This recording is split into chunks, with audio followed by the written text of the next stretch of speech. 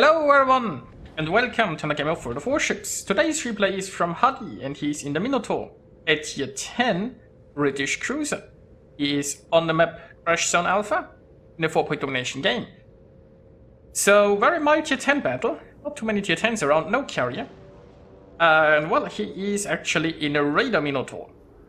Now he is here around the B camp. It's, well, he might be able to actually catch the Kleber and the Kita with his Raider there pretty soon. Now, we had a friendly cruiser trying to be closer to sea, that didn't work out so well. Oh, there is the Raider, we see the Kleber, and I see a lot of potential here for those torpedoes. So yeah, I don't think any guns are required here. That's, yeah. Good start, good start. Now, the enemy team has control over C and D, which is not so nice. I assume the Lo Yang's Hydro has pushed the friendly destroyers out there, but once that's done, maybe they can come back. Ship-wise, it doesn't look too... Well, okay, we just lost destroyer. I mean, the enemy has quite a lot of ships there in the center, who could easily defend D.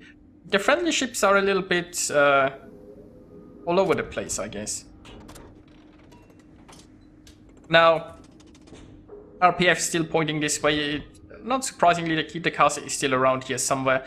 The thing is, the enemy team has too much of a presence inside the camp, so there is nothing the friendly destroyer can do. Right, there's a Wooster Friesland inside this camp. Oh, there is the Kita. So the Kita is currently being hydroed, and there is a radar available. So the problem is, not too many friendly ships have actually shots at this. The Pommern probably has, but it's very far away. The Goatland is probably not going to want to be spotted here in front of all of those ships, and he doesn't have a smoke screen, so he can't actually use this spotting. So nobody really can use this spotting right now. Now, on the bright side, the Kita is actually charging this way. I'm not sure why, but there is no way a Kita can survive a close quarters fight with a Minotaur. The best the Kita could hope for is a draw, and that would need the Kita torpedoes to hit. Oh, well, I mean, technically like a battleship could just one-shot the Minotaur from far away, I guess. But, you know, yeah, that's about the predicted outcome. The Kita is farmed pretty heavily. Now, Hydro is no longer running, which means the torps are not... Well, now there are the torps. Was just saying it will take a little bit more time for the torps to get spotted, but you know. So this was basically the expected outcome. No surprise there. It's always nice if the Kita if the enemy destroyers just want a suicide. Now, of course, overall it's not looking ideal. The enemy team is still running away with points. The enemy team is one ship ahead. But so far Hadi has taken out 2 of the 4 enemy destroyers, and, you know, maybe he can get some more. Now he's currently making his way towards it. The problem is, if you are like a Raider Minotaur, it vastly limits your options, because you are so easily taken down in the open. And well, like, if he could just smoke here and use like the Goatland spotting, he could absolutely devastate the Friesland without any problem. Now he's going to have to do it in the open here, and that means that Iowa could just one-shot him. Like, Minotaurs have a raised citadel in the center. But on the bright side, I guess he can use the Raider to finish off the Friesland. But like, they don't just have a citadel that's above the waterline, it's raised in the center, pretty high, so it's very hard to miss a citadel on the Minotaur. You can see lower penny, I suppose, but you know.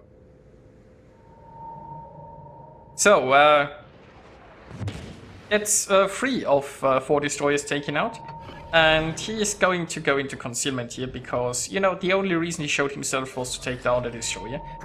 And that's just the problem. I mean, the Iowa could, with one salvo, realistically just absolutely devastate the Minotaur. Now, if he had a smoke screen, he could smoke up and do a lot of damage, but he doesn't, so he could gamble. You can always do that. Of course, his Raider has served some purpose. It's not like his Raider is useless. But the Raider Minotaur becomes a lot stronger if you division it with, let's say, Gearing or something. Because Gearing has a pretty good smoke screen. And, you know, then you can work together. You have a smoke for the Minotaur. And you have a pretty powerful raider boat that you can position closer to a camp. And well, he got some shells off against the Iowa, but you know, with armor piercing, an angle target isn't all that great, and he also got spotted, so he decided to go into concealment. It wasn't worth the risk, basically. Now there's Pedro. If he opens up fire here, he might be in a crossfire between the Iowa and the Pedro. The islands here are not going to be of much help currently. Well, there's a Pedro raider, so he can, I guess, just fire here. Now, the Pedro's guns are not looking his way, so he's safe from that. The main issue is probably the Iowa. Because if that Iowa takes an interest in him, and yeah, somebody is aiming at him.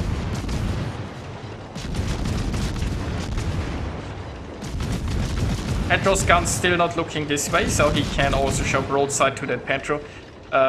Technically, the Bismarck is also an issue. Especially since there is an island between the Bismarck and the Georgia. The Bismarck might just, you know, start to shoot him here. But I'm honestly surprised, you know. Didn't ever even see like any shells coming close to him. It's not like people tried to shoot him and missed. It seems like people mostly just didn't try to shoot him. Well, the Iowa did now, but it's a bit late because he's already back into concealment. I mean, if the enemy team is not very attentive and just ignores an open Minotaur, it makes Raider so much more viable option. So, just work and win. That's a good attitude to have. Now, ship-wise, they are even. They are even. Points-wise, they are quite a bit behind. I'm tripping over all sorts of fern today, I don't know. Maybe I haven't consumed enough coffee. But up here in the north we have a Pommern duel that could go either way. South we have a Georgia against the Bismarck, the Georgia just won. So there is even a friendly lead right now.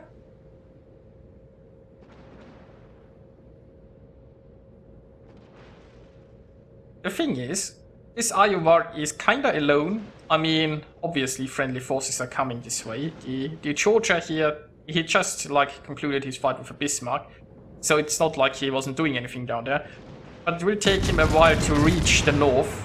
He can go grab A, although that might be helpful.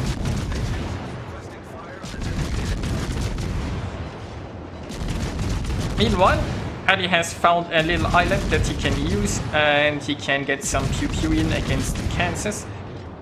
Now, of course, the Kansas is now angling, which will make this a bit awkward. The Loyang is still slightly outside of radar range, but if the Loyang comes this way, he can switch to the Loyang.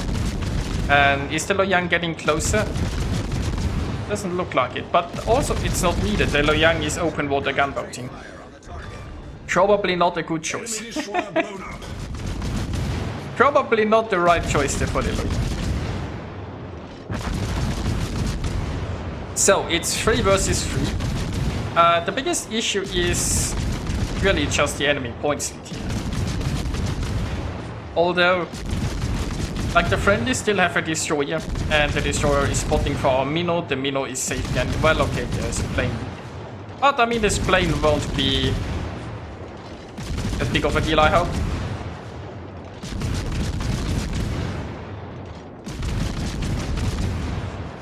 Also, there are still 7 minutes left. Especially if the Georgia can go and grab A, then the enemy points gain will be drastically reduced. So the friendlies have enough time to just sink those boats. There are some torps coming, or potentially the St. Louis or the Kansas.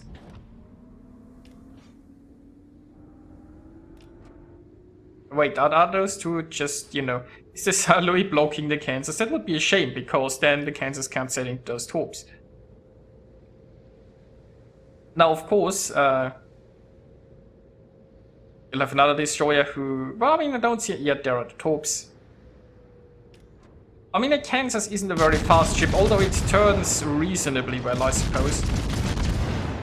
Oh, and of course Hadi is now spotted because he's out in the open. And well, once again, what I've been saying this whole battle, it's like he can easily be one-shotted, even if he ain't. But that Kansas is done for, so there is no risk of that. And I mean, this is a Pullman. Pullman's guns are very trolly, so I guess he has a reasonable chance of surviving that.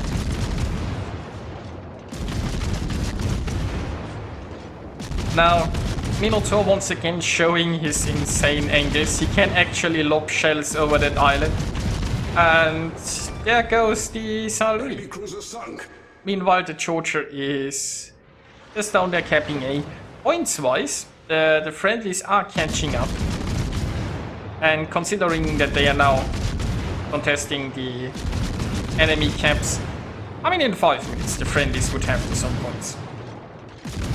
But, you know, Hadi is not just going for it and pummeling this Pullman with shells.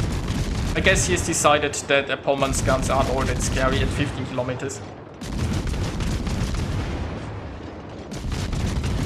But even if they lose the Minotaur here, I'm confident that the friendlies would win this just points-wise, because this Pullman is not going near any objective, and with the control of all 4 objectives, there is enough time left for the friendlies to just take this. Now, of course, it's not just the Pullman's guns that are very unreliable at this distance. As you can see, like, I mean, it takes the shells about 10 seconds or so to reach the Pullman.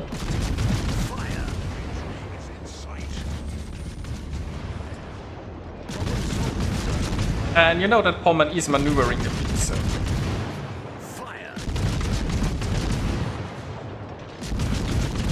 Actually, it looks like that Pullman is...